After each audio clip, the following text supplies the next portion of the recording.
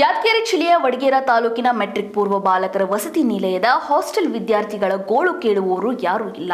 ಹೌದು, ಸರ್ಕಾರದ ಆದೇಶ ಪ್ರಕಾರ ಊಟ ನೀಡಬೇಕು, ಆದರೆ ಆದೇಶ ಪ್ರಕಾರ ಊಟ ನೀಡಲ್ಲ ಎಂದು ವಿದ್ಯಾರ್ಥಿಗಳು ಆರೋಪಿಸುತ್ತಿದ್ದಾರೆ. ಹಾಗೆ ಇಲ್ಲಿ ಯಾವುದೇ ಮೂಲಭೂತ ಸೌಕರ್ಯ ಇಲ್ಲ. ಹಲವಾರು ಸಮಸ್ಯೆಗಳು ಇದ್ದರೂ ವಾರ್ಡನ್ ನಮ್ಮ ಮಾತಿಗೆ ಬೆಲೆ ಕೊಡುವುದಿಲ್ಲ ಎಂದು ವಿದ್ಯಾರ್ಥಿಗಳು ತಮ್ಮ ನೋವುಗಳನ್ನು ನಮ್ಮ ವಾಹಿನಿಯ ಮೂಲಕ ಹಂಚಿಕೊಂಡಿದ್ದಾರೆ. ಬಾತ್ರೂಮ್ ಹೋಗ್ಬೇಕಂದ್ರೆ ಹೊರಗೆ ಹೋಗ್ಬೇಕು. ಬಾತ್ರೂಮ್ ಹೋಗ್ಬೇಕಂದ್ರೆ ಹೊರಗೆ ಹೋಗ್ಬೇಕು. ಬಾಕ್ಲಿಲ್ಲ ರೀ, ಬಾಕ್ಲಿಲ್ಲ. ವಾಶಿಂಗ್ ಮಾಡಿದ್ರೆ ಬಾತ್ರೂಮ್ ತುಂಬಿದೆ. ಹಾಂ